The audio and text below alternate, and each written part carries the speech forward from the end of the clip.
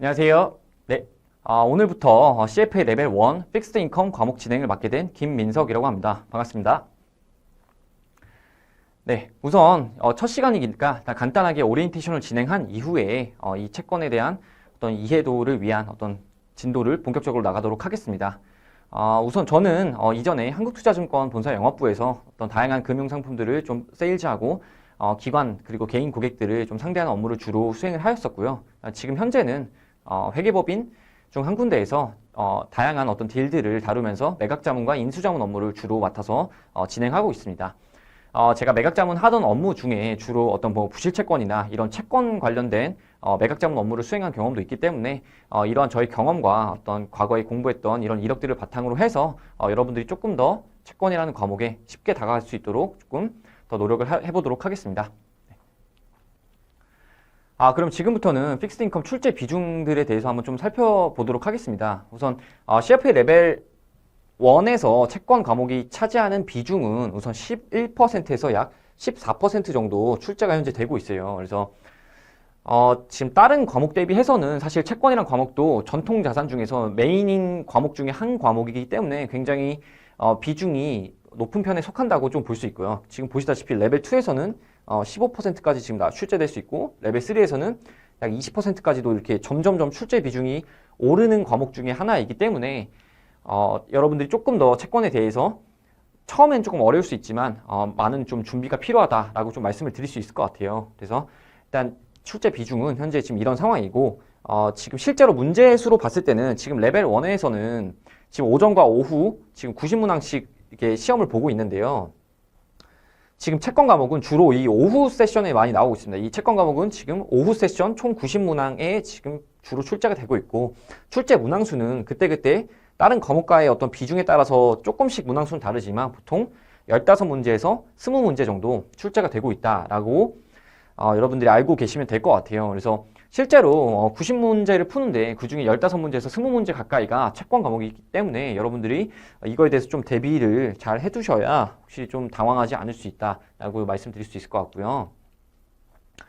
그 다음에 그러면은 저희가 지금 이렇게 앞으로 공부해 나가는 과정에서 그럼 이 채권 과목이 어떻게 구성되어 있는지에 대해서 좀 전체적으로 한번 살펴보도록 할게요.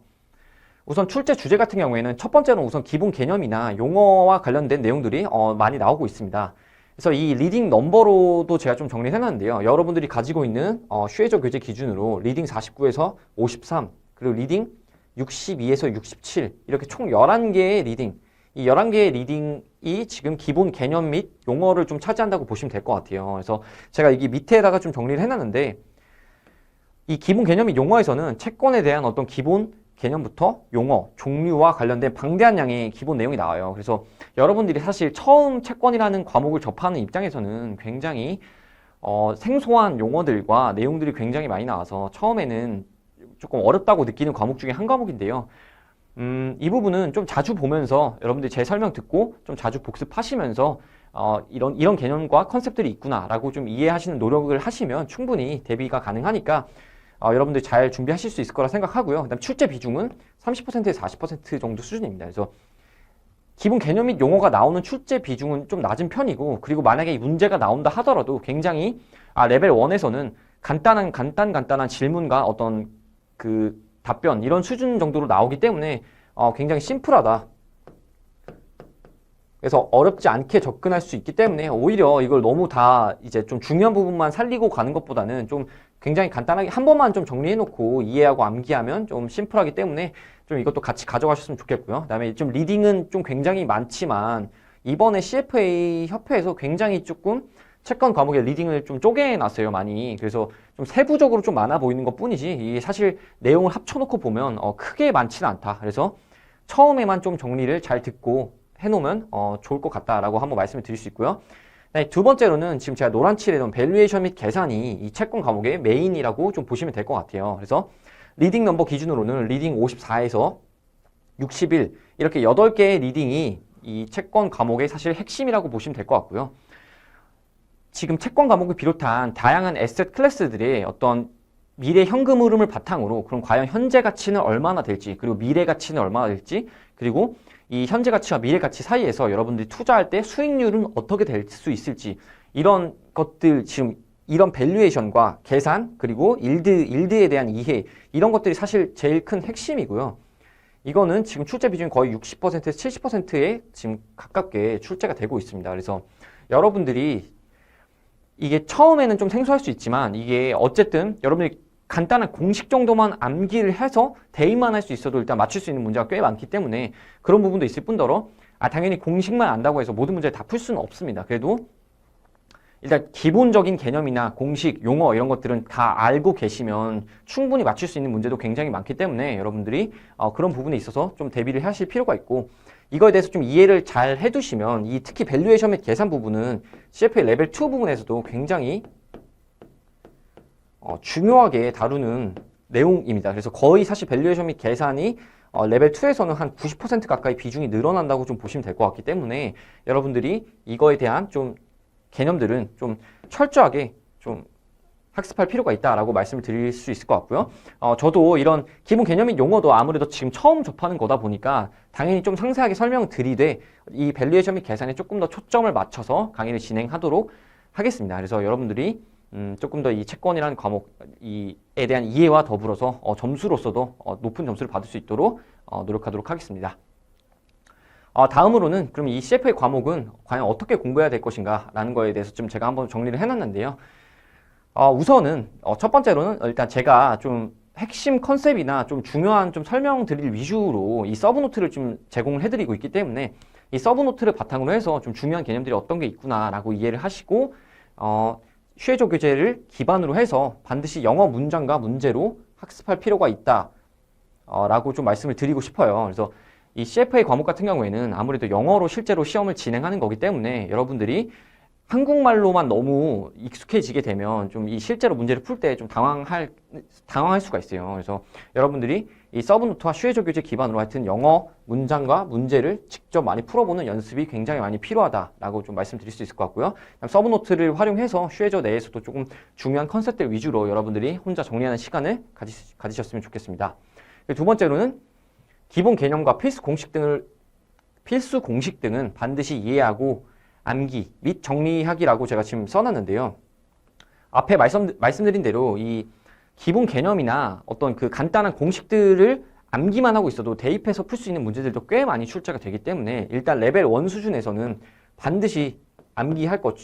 제가 강조드리는 내용들은 반드시 여러분들이 암기를 하셔야 된다. 그러니까 공식이나 개념 이런 것들은 이해가 당연히 첫 번째지만 암기할 필요도 무조건 있다라고 말씀드릴 수 있을 것 같아요. 그래서 첫 번째와 두 번째 어떤 공부 방법에 대해서 한번 말씀드렸고요. 그 다음에 세 번째는 슈에전의 이기샘플이나 모드 퀴즈 풀이는 필수라고 말씀을 드렸는데 지금 이게 5번하고 좀 같이 연관지어서 말씀드리면 이 슈에조 교재가 굉장히 좀 압축되어 있는 형태인 건 맞습니다. 압축되어 있는 형태인 건 맞고 그다음에 이기샘플이나 모드 퀴즈가 슈에조 교재에 있는데 이거 이외에 사실 커리큘럼북이라고 여러분들이 그 시험 협회에다가 좀 결제를 하시고 캔디데이트 리소스 이런 쪽에 가시면 커리큘럼북이 있는데 저거는 굉장히 방대한 양이 좀 들어있어요. 그래서 이런 것들을 다 여러분들이 보시고 문제까지 다 풀어보실 수 있으면 당연히 좋겠죠. 그러니까 좋긴 하겠지만 저는 시험 목적상으로는 일단 슈에전의 이기샘플이나 모드 퀴즈만 완벽하게 풀 수 있어도 시험을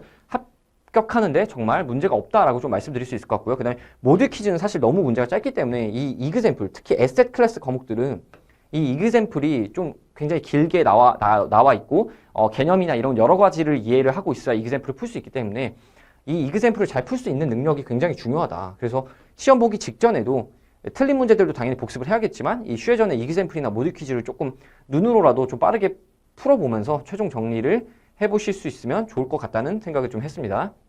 그래서 이런 관점에서 세 가지를 한번 말씀드렸고요. 네 번째로는 시험 직전에는 여러분들이 그 CFA 협회에 들어가면 그 목 이그잼이라고 약간 모의고사 형식으로 3회분 정도가 제공이 됩니다. 그렇기 때문에 여러분들이 시험이 얼마 안 남았을 때 뭐 상황에 따라서 한 달 전, 뭐 3주 전, 2주 전 이때쯤에 협회에 들어가서 이 모의고사를 출력해서 여러분들이 직접 실제 시간처럼 맞춰놓고 한번 풀이해 보시는 과정이 좀 중요하다라고 말씀을 드릴 수 있을 것 같아요. 그래서 이 부분을 통해서 여러분들이 조금 더 본인이 모르는 부분을 조금 더 파악해서 뭐 이그샘플이나 모드 퀴즈 조금 더 풀어본다던가 아니면 서브노트나 슈에조 교재 기반으로 어떤 기본 개념을 한 번 더 이해해 본다 라는 식으로 일단 그러니까 계속 이 네 가지 과정을 같이 좀 연속적으로 했으면 좋겠다라고 좀 말씀을 드리고요. 그다음에 CFA 과목 중에서 개별 에셋 클래스 과목들 같은 경우에는 우선 첫 번째로 주로 개념 및 특성 같은 게 굉장히 많이 나와요. 그래서 이 개념 및 특성에 대한 이해가 일단 중요하다라고 말씀드릴 수 있을 것 같고요. 그 다음에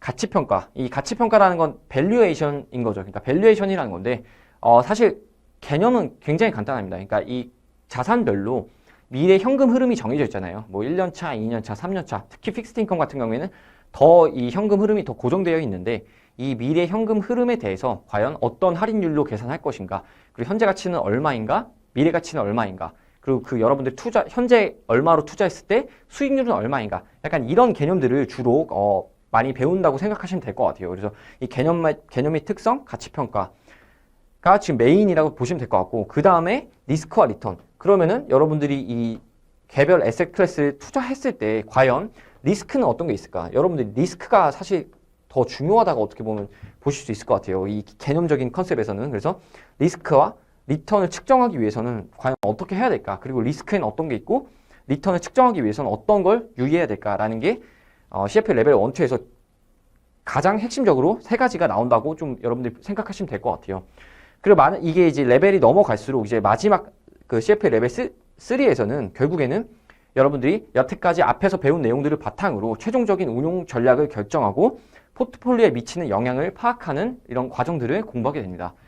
그렇기 때문에 운용 전략이라는 건 사실 이 에셋 클래스의 어떤 특성이나 이 뭐 계산할 수 있고 밸류에이션 가치 평가할 수 있고 이러면은 사실 운용 전략은 그에 맞춰서 그냥 결정만 하면 되는 거거든요. 그래서 어떤 특정 상황이 주어졌을 때 어떻게 운용할 것인가는 이 앞에 있는 내용들이 잘 돼 있으면 정말 좀 쉽게 접근할 수 있기 때문에 레벨 3는 상대적으로 1, 2를 잘 해놓으면 굉장히 편하다라고 말씀드릴 수 있을 것 같아요.